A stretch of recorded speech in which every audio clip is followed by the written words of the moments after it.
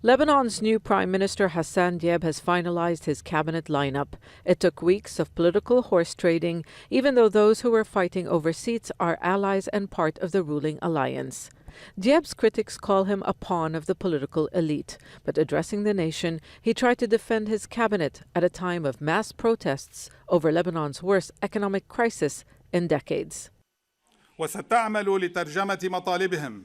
will endeavor to answer their demands, to ensure that we have an independent judiciary, to bring back stolen money, to fight corruption, to protect the poorer social classes from high taxation, to tackle unemployment, and to put in place a new electoral law that brings everyone together under one national identity that the street has asked for. News of the government announcement brought protesters who have been demanding a new leadership back onto the streets. They gathered in central Beirut, the epicenter of a 3-month-old movement to topple the political class they accuse of mismanagement and corruption. Protesters disputed Diab's insistence that the 20 ministers were specialists with no political loyalties. I'm here because I don't trust this new government that's going to be formed, because it came from the people who have been in charge for the past 30 years, and bad doesn't bring good, and bad only brings bad. Diab's government is also being criticized for being controlled by the Iranian-backed Hezbollah and for being one-sided. Political opponents of the ruling alliance, including outgoing Prime Minister Saad al-Hariri, refused to join the government.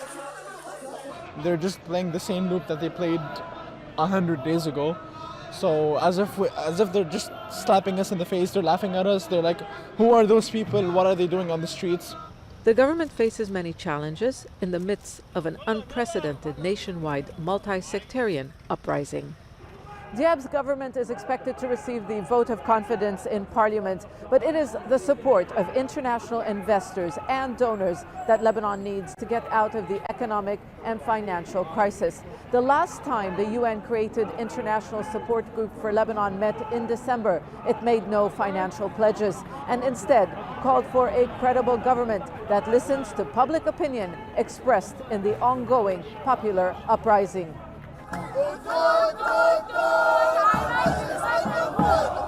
For weeks, many Lebanese have been struggling to make their voices heard.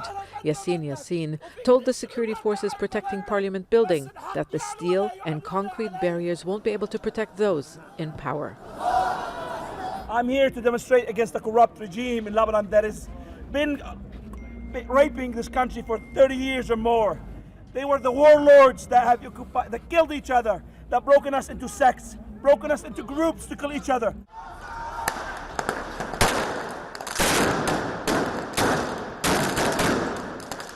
There is determination to continue their struggle, or what people here call their revolution. But the government announcement on Tuesday sent a clear message that the established parties are still in power. Lebanon's crisis is not over. Zeina, Khodr, Al Jazeera, Beirut. Now, Joe Macron is a policy analyst at the Arab Center at Washington, D.C. He says the ruling political class is still running things behind the scenes. Most of the government is not independent. It's a status quo government.